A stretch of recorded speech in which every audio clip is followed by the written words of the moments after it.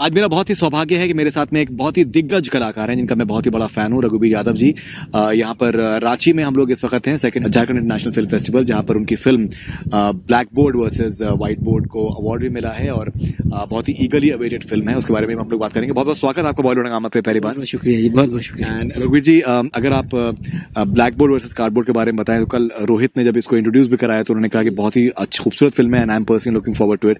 तो अगर कुछ पिक्चर के बारे में अगर आप प्लीज बताना चाहें तो। जी हाँ, खूबसूरत इसलिए है कि हमारी जो जिंदगी है वो कहीं ना कहीं एजुकेशन से जुड़ी हुई होती है। अगर एजुकेशन नहीं तो जिंदगी बिल्कुल खाली खाली है। तो ये फिल्म दरअसल एजुकेशन को ही बिलोंग करती है कि एजुकेशन का जरिया क्या होना चाहिए, एजुकेशन होनी कैसे चाहिए, एजुकेशन के जो जिम्मेदार हैं, जो एजुकेशन देने वाले हैं, उनको कैसा होना चाहिए।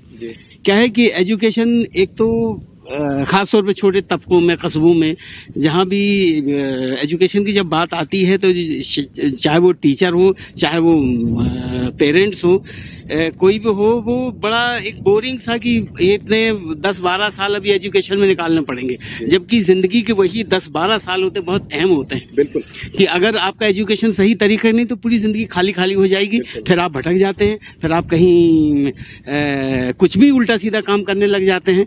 तो ये फिल्म दरअसल एजुकेशन पर ही है कि एजुकेशन कैसे होना चाहिए, कैसा दिया जाना चाहिए, उसकी जिम्मेदारी किन किन पर है।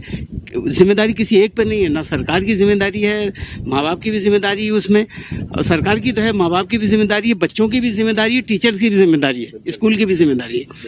तो इन सारी जिम्मेदारियों को कैसे निभाया जाए, उसका क्या तरीका निकाला जाए।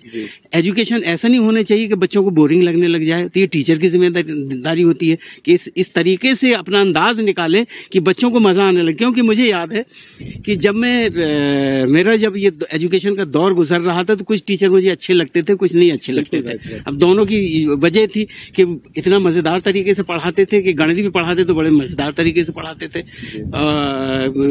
हिस्ट्री पढ़ाते तो मजेदार तरीके से पढ़ाते थे। एक टीचर जो थे हिंदी पढ़ाते, जो हमारी मदर लैंग्वेज, वो इतने बोरिंग तरीके से पढ़ाते थे कि हिंदी में मजा नहीं आता था। तो ये सारी जिम्मेदारी टीचर पे भी होती है, फिर माँ बाप के ऊपर होती है जिम्मेदारी कि माँ बाप बच्चे को क्या करना चाहते हैं, क्या बच्चे के नजरिए से एजुकेशन देना चाहते हैं, अपने नजरिए से देना चाहते हैं एजुकेशन। तो होना ये चाहिए कि बच्चे के नजरिए से एजुकेशन होना चाहिए, ऐसा मेरा मानना है। टैलेंट के साथ जी जी जी जी। और ऐसा कोई बच्चा नहीं है, ऐसा कोई शख्स नहीं है जो टैलेंट लेके ना पैदा होता हो। सबके अंदर कुछ ना कुछ खासियत होती है, खामियां भी होती हैं, खासियत भी होती हैं, खूबियां भी होती हैं। तो उस खूबी को देख के वो खूबी बच्चा ही जानता है। हमें नजर रखनी पड़ती है पेरेंट्स को। अगर उस खूबियों पे अगर नजर रखा जाए और बच्चे को उसी लाइन में डाल दिया जाए, उसकी सोच के हिसाब से अगर आप एजुकेशन दिया जाए तो बच्चा कहीं से कहीं पहुंच सकता है। बिल्कुल। तो गलती हम पेरेंट्स यही करते हैं कि बच्चे को अपनी तरीके से, कि पड़ोस का बच्चा इंजीनियर है, पड़ोस का बच्चा डॉक्टर है, बड़ी तरक्की कर ली है उसने, वो मिनिस्टर बन गया है, वो ये हो गया है, वो बहुत बड़ा डॉक्टर बन गया, वो अमेरिका में पढ़ रहा है क्योंकि वो डॉक्टर है। तो बच्चा एक्टर बनना चाहता है, मसलन थिएटर करना चाहता बच्चा। माँ बाप ने कहा कि इंजीनियर, वो डॉक्टर बनना चाहता है, तो वो आर्किटेक्ट बनना चाहता है। तो अगर उसके नजरिए बच्चा पेंटर बनना चाहता है, तो अगर उस बच्चे के नजरिए पे डाल दी जाए बात, तो देखिए बच्चा कहाँ से कहाँ, उसको फिर नाकाम वो हो ही नहीं सकता। हम नाकाम करने वाली जिम्मेदारी पेरेंट्स पे होती है कि बच्चे को नाकामी की तरफ ले जाते हैं, क्योंकि आपने उसको गलत हाथ में पकड़ा दिया, गलत सब्जेक्ट पकड़ा दिया और अब उसको लीजिए क्योंकि माँ बाप ने कहा है। और बच्चे इतने छोटे होते हैं, इतने इनोसेंट होते हैं कि भैया उनको कुछ समझ नहीं आती है कि वो करना कुछ चाहते, डांट डपट के वो अपने रास्ते पे ले आते हैं। तो ये जो हमारे एजुकेशन सिस्टम है, ये हम मेन जो जड़ों की बात कर रहे हैं अभी हम, क्योंकि हमारा और भी ऊपर का जो खाका वो भी बिगड़ा हुआ है, ऊपर का जो ढांचा है वो भी बहुत बिगड़ा हुआ है कि जबरदस्ती जैसे सरकारी स्कूलों की जो हालत हो रही है, जैसे जो प्राइवेट स्कूल खोल दिए गए जहाँ धंधा शुरू हो गया है, उनकी अलग हालत हो रही है। जी जी जी जी जी। ये सारा कोचिंग होती इसलिए कि टीचर को कम पढ़ाइए ताकि कोचिंग की जरूरत पड़े। ये जो एजुकेशन को धंधा बना दिया है, इससे मुझे बहुत तकलीफ है, मैं सही बता रहा हूँ।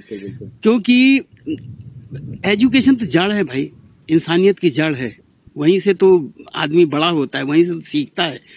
तो एजुकेशन इस तरह का होना चाहिए कि मजा आना चाहिए, जिंदगी जीने का मजा आना चाहिए और अपनी लाइन पकड़ने का मजा आना चाहिए कि आपको किस दिशा में जाना है, कौन सी दिशा आपको, कौन सी लाइन आपको आगे तक ले जाएगी। तो ये सबकी जिम्मेदारी, टीचर की भी जिम्मेदारी है, माँ बाप की जिम्मेदारी है, सरकार की भी जिम्मेदारी है, हमारी भी जिम्मेदारी है। तो बस इसी मकसद को लेकर और इसी चीज को मद्देनजर लेके ये फिल्म बनाई गई है। रघुवीर जी, अभी रिसेंटली आपकी एक फिल्म आई थी सुई धागा, जो कि मुझे पर्सनली बहुत पसंद आई और बड़े स्क्रीन पे आपको देखने का एक जो लुत्फ होता है, आई थिंक जितने भी सिनेमा से मोहब्बत करने वाले हैं वो इस बात से एग्री करेंगे कि गैर मामूली आपकी प्रेजेंस है जब आप स्क्रीन के ऊपर आते हैं, चाहे वो आपके एक्सप्रेशंस हों, चाहे वो आपके डायलॉग बोलने का आपका अंदाज हो, जो आपका एक ह्यूमर का आपका अंदाज है, जिस तरीके से आप वरुण के साथ में इंटरेक्ट कर रहे थे, जिस तरीके से आप अनुष्का के साथ में इंटरेक्ट कर रहे थे। आपको कैसा लगता है कि एक फिल्म अच्छा करती है, बड़ा उसका बिजनेस होता है, how much does it help you? देखिए, एक बात मैं आपको बताऊं, एक जो एक्टिंग लफ्ज है ना जी, सबसे खतरनाक है जी। जहां आपने एक्टिंग करनी शुरू की तो आप जमीन छोड़ देते हैं। क्या बात है। तो ज्यादातर यही होता है। मुझे ये बात बहुत पहले समझ आ गई थी कि एक्टिंग नहीं करना भैया, जिंदा रहना है, डूबना है, कैरेक्टर में डूबना है, किरदार में डूबना है।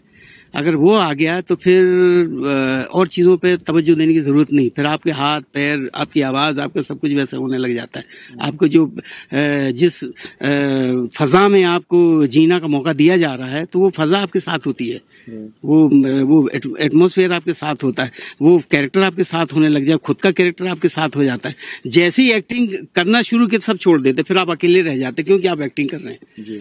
तो वो ये बात सारी बहुत पहले आ गई, तो मैं बस उसी को, अभी ये गलत है या सही है, बस मैं इसी को लेकर मजे लेता रहता हूँ और जिंदगी से जो सीखते चलता हूँ, क्योंकि जिंदगी कभी खत्म नहीं होती, स्कूल कभी खत्म नहीं होता, तो बस सीखते चलता हूँ कि अब सुई धागा में सीखा ही है, कुछ मैंने किया क्या है मुझे पता नहीं, लेकिन कुछ सीख के निकला।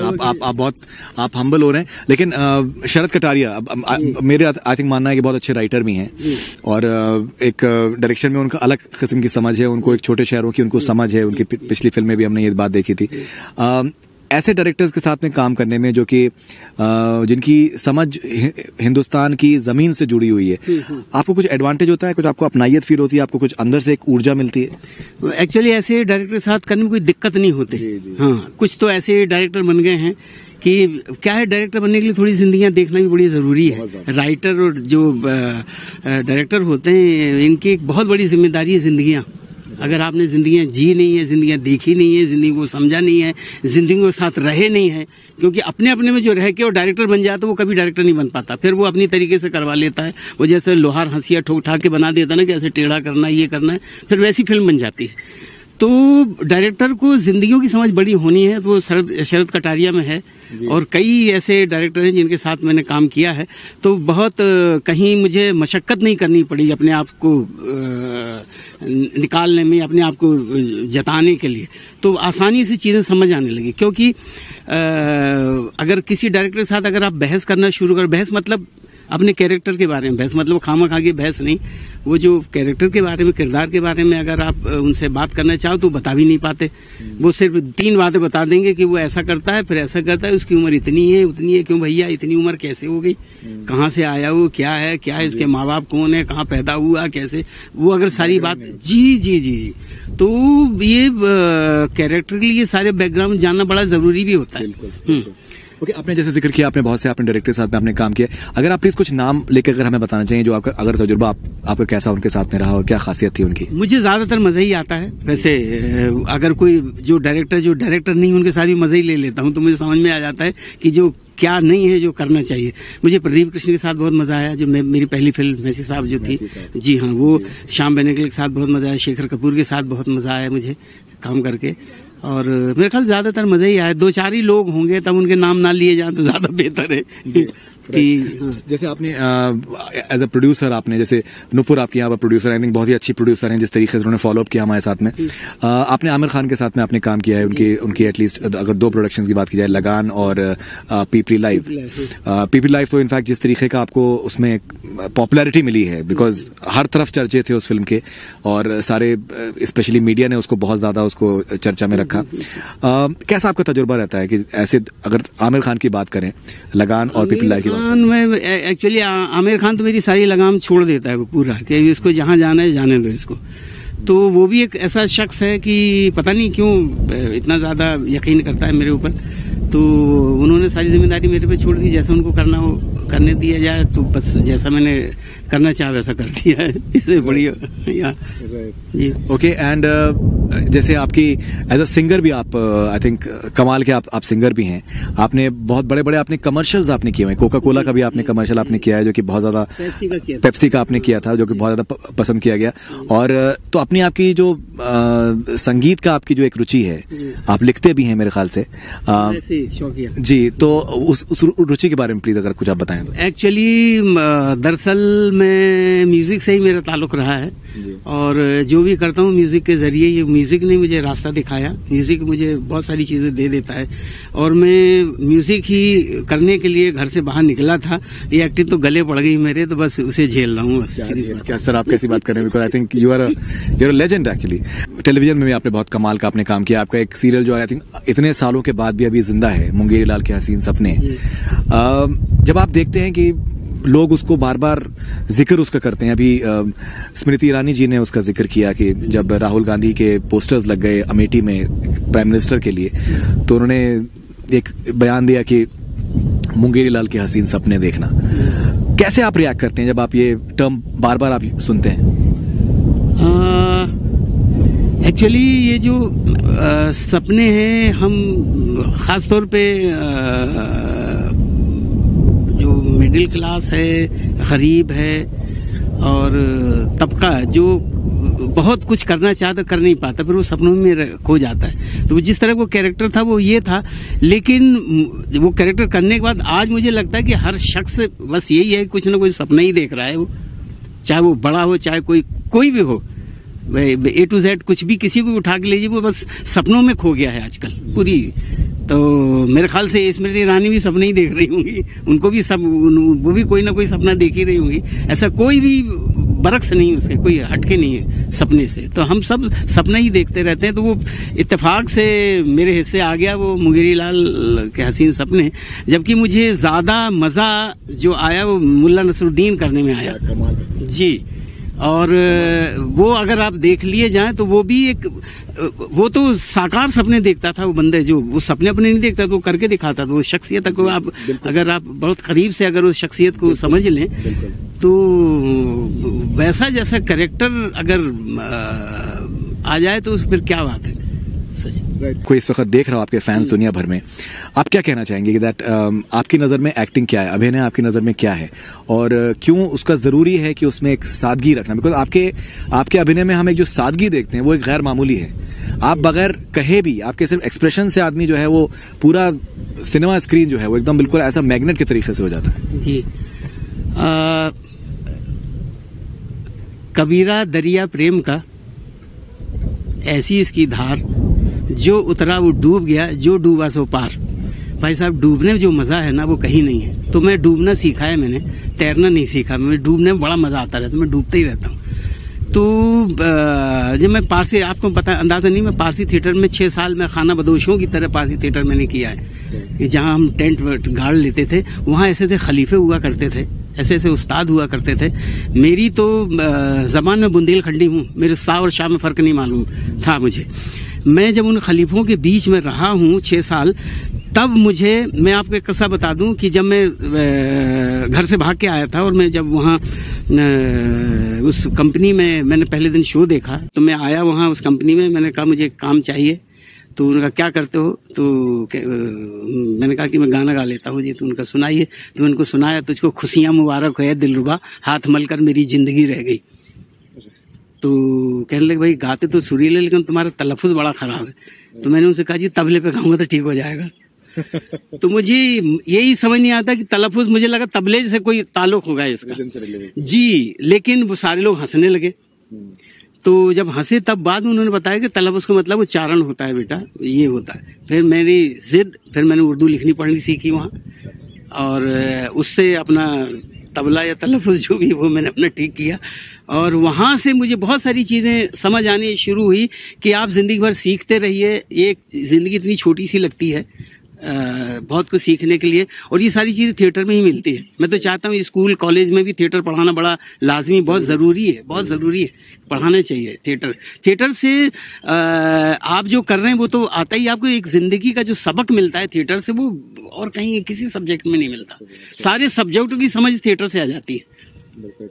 सर अभी आगे आने वाले टाइम में हम आपके black board versus white board के अलावा हम आपको किन फिल्मों में देखेंगे? क्या टेलीविजन भी आप कर रहे हैं? क्या ये जो वेब का मीडियम है, डिजिटल मीडियम है, क्या वो आपको एक्साइट करता है? जी हाँ, उसमें एक है सीरियल पंचायत के नाम से, अभी शूटिंग शुरू नहीं हुई, मैं शायद यहाँ से जाने के बाद वो करूँगा। एक फिल्म दृश्यम, डिजिटल प्लेटफॉर्म के लिए। जी जी जी जी, तो पंचायत, हाँ। एक है दृश्यम की, अभी फिल्म करके आया यहाँ से देवघर से, आधार। तो बस अभी 2 ही हैं। मैं साल में बड़ा कम काम करता हूँ, थोड़ा धीरे आहिस्ते आहिस्ते चलना चाहता हूँ। तो बस इतने ही अभी 2 ही हैं मेरे हाथ में जो काम, इसके बाद जो है। सर फाइनली हम लोग थोड़े से लालची हो रहे हैं, अगर आप 2 लाइनें अगर आप अपने किसी गीत की अगर हमें प्लीज सुना सकें सर। जरूर। द सखी मोर पिया घर आए, भाग जगे इस आंगन के अपने पिया के, मैं बलि बलि जाऊं अपने पिया केरी, अपने पिया के मैं बलि बलि जाऊं, भाग जगे इस बिरहन के एरी सखी मोर पिया घर वारी। Fantastic, that was really simply amazing. Sir बहुत बहुत शुक्रिया आपका, आपके टाइम के लिए, and it's really amazing and बहुत ही कमाल का आपने काम किया है। बहुत ही प्रेरणा स्रोत हम सबके लिए हैं, और आई थिंक जो भी लोग देख रहे होंगे इसको उनके लिए आई थिंक ये बहुत ही एक स्पेशल मोमेंट है कि that they been able to just listen to you. Thank you so much sir, thank you so much. That's all we have from Bollywood Hungama. Keep on watching.